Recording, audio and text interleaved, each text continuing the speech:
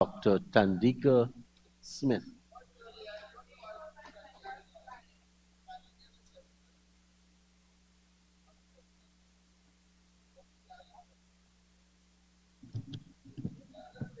Thank you very much, Mr. Speaker. Mr. Speaker, before I go into my presentation, I wish to extend my warmest congratulations to the Honorable Minister, Dr. Ashni Singh, Minister within the Office of the President with responsibility for finance, and his hard-working team for compiling yet another PPPC people-centered budget.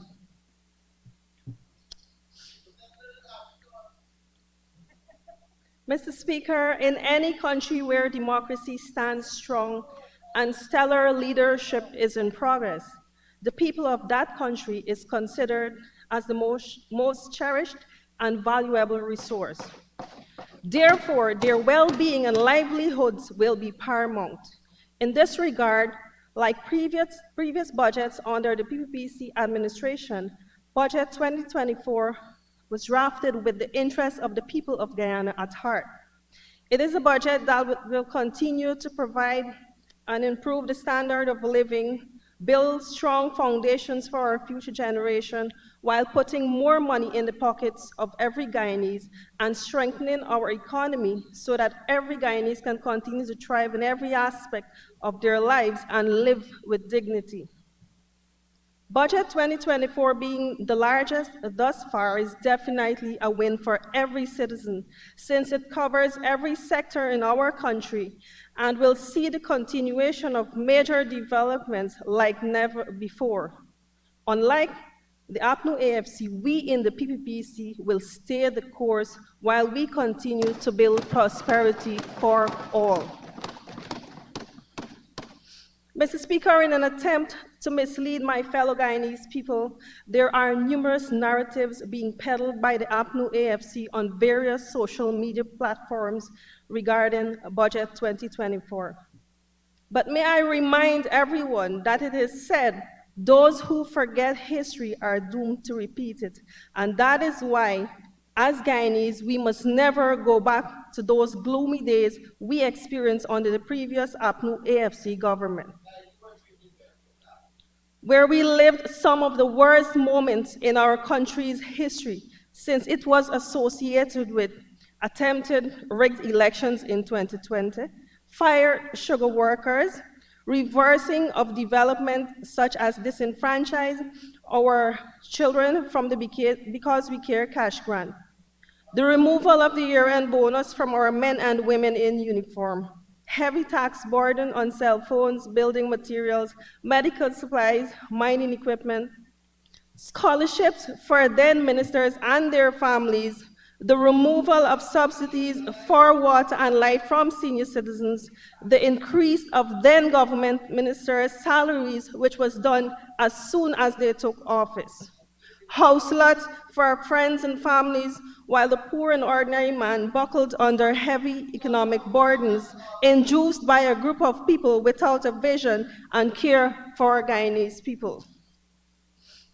Mr. Speaker, today there is evidence to prove that in just 3 years in government, we have not only managed to right these wrongs, but we have been able to add additional measures to ensure every household can live a life with dignity. Our government today continues to create measures that will ensure every child, both in public and private school, receive a total of $40,000 in the Because We Care cash grant. Our senior citizens will now benefit from increase of old age pensions from $33,000 to $36,000. This is supported along with monetary support by providing $3,000 for eye testing and an additional $5,000 for the purchase of spectacles. 15,000, sorry. Persons living with disability will no longer receive $16,000, but rather $19,000 to assist with their economic needs.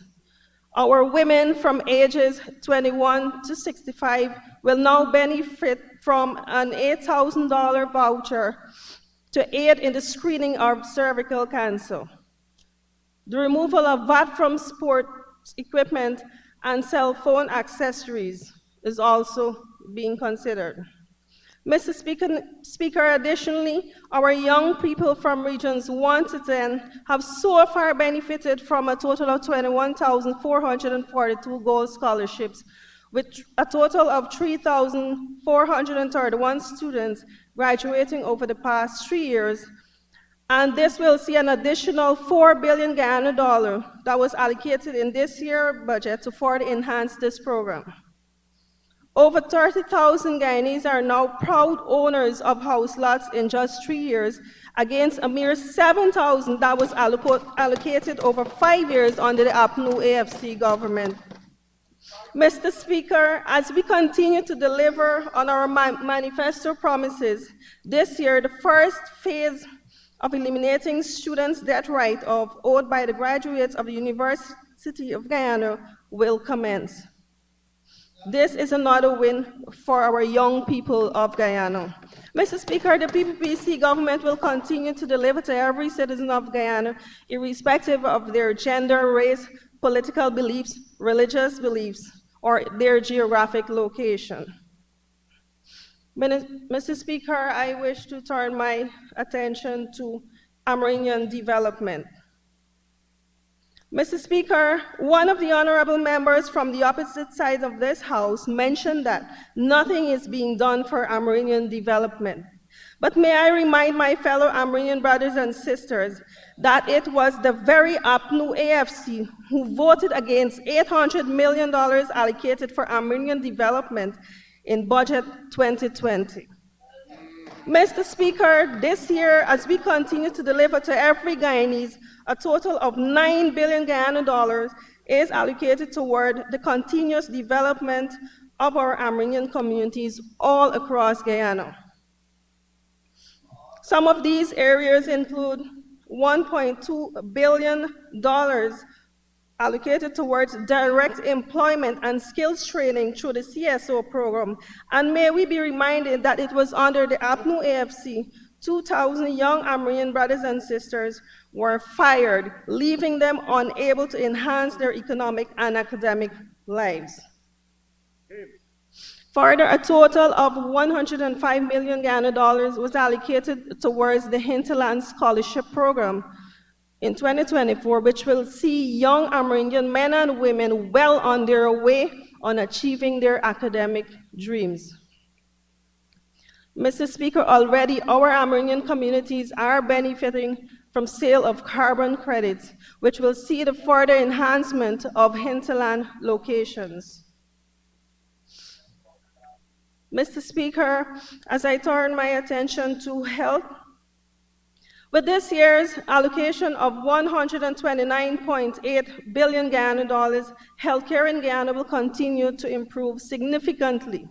Already in just 3 years, we have achieved to provide adequate care for patients in hinterland locations through our telemedicine program. Our pregnant mothers can now access adequate antenatal care through ultrasound laboratory tests and consults with OBGYN specialists. Patients with chronic renal diseases are now able to access 600,000 Ghana dollars financial assistance for dialysis treatment. Upgrade and construction was so far done for a total of 271 healthcare facilities and staff facilities across Guyana. Mr. Speaker, already the construction of the state-of-the-art maternal and pediatric hospital has commenced, with a total of $10 billion being injected in this year's budget to see the completion of same, a major investment towards the well-being of Guyanese.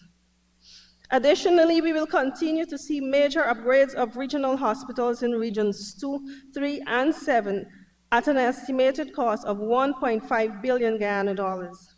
Mr. Speaker, we understand and we respect our biopsychosocial being in its entirety.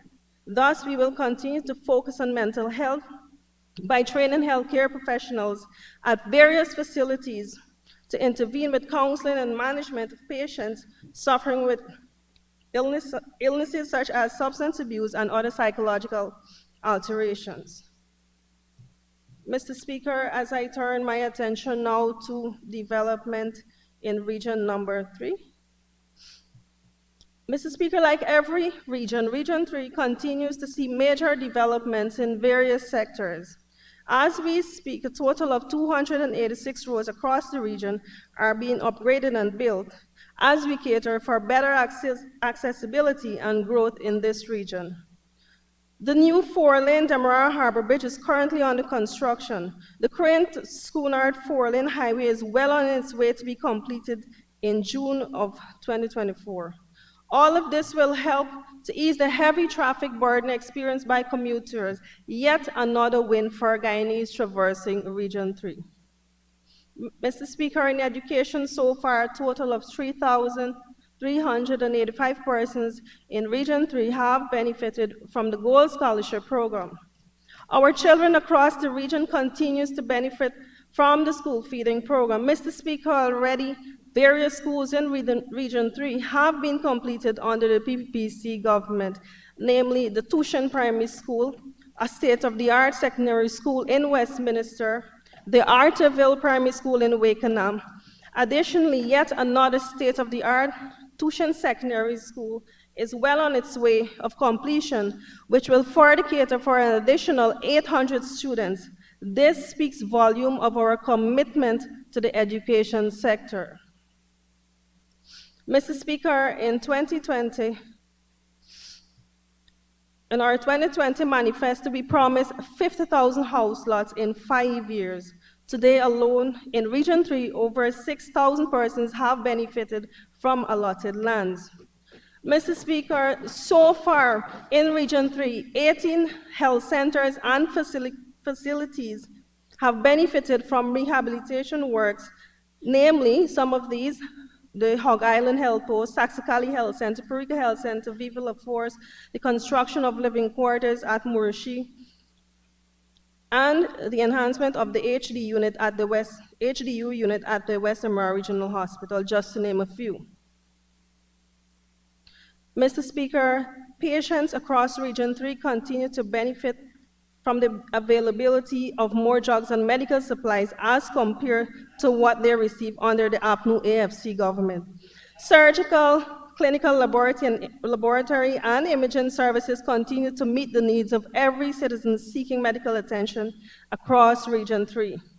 For the year 2023, a total of 1,348 safe deliveries were done in Region number 3, with a total of 274 delivered via cesarean section and 1,074 done via normal deliveries. Mr. Speaker, a total of 1,138 patients were able to receive other surgical procedures within Region number 3. Mr. Speaker, training for patient care assistants will commence shortly as we recognize the importance of training for more persons within the nursing fraternity. Mr. Speaker, the Honorable Member, Mr. Ganesh Mahipal, mentioned that the Leonora Hospital is in a poor state of affairs, but may I remind him and the public that the Leonora Hospital continues to function fully with an inpatient service, outpatient service, accident and emergency service, while providing laboratory, imaging such as x-rays and ultrasound, services such as VIA clinics, screening for patients with cataract, pterygium, and diabetic retinopathy. Mr. Speaker, additionally, very soon we'll be able to offer minor surgeries at this institution. Mr. Speaker, as time may not permit me to continue further, I wish to encourage every Guyanese, and especially my young people in this country, to ignore the fallacies and flowery words of a good life trumpeted by the APNU AFC members. There is no better time in history than what we are living now. This is the future. This is the government that will ensure your dreams and aspirations become a reality. This is the government that will continue to deliver on our promises and ensure that your children and generations to come live a better life. I therefore commend Budget 2024 for consideration and passage in this Honorable House. Thank you.